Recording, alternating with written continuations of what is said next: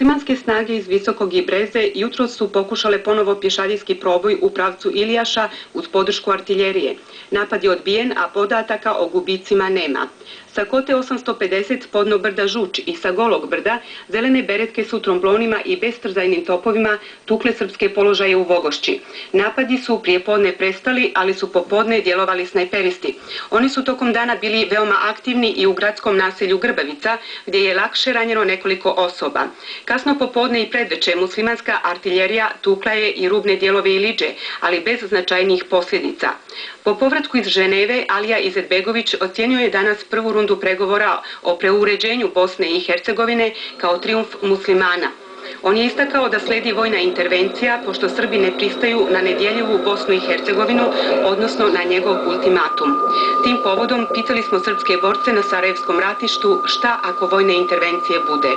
Borci su tako odlučni, mogu doći Amerikanci, svi ostali koji se spremaju, mi ćemo ostati ovdje do posljednjeg.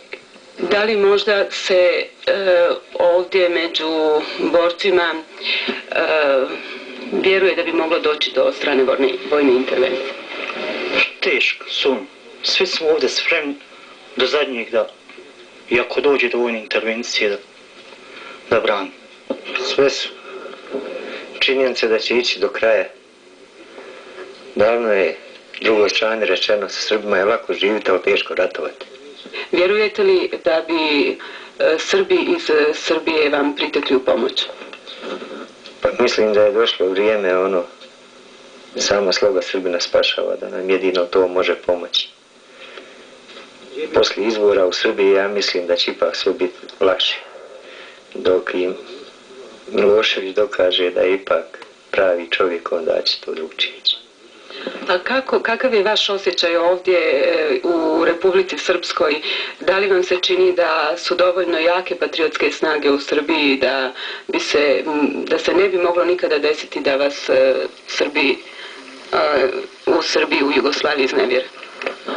Pa ako jedan muhadžedin dođe iz Turske ili sa neke druge strane u Sarajevu na moju zemlju da se bori, zašto ne bi jedan Srbin pomogao meni? Na hercegovačkom ratištu Hrvatska vojska i hrvatsko-muslimanske snage pojačavaju borbena dejstva, saopštila jutros komanda Hercegovačkog korpusa Vojske Republike Srpske u Bileći.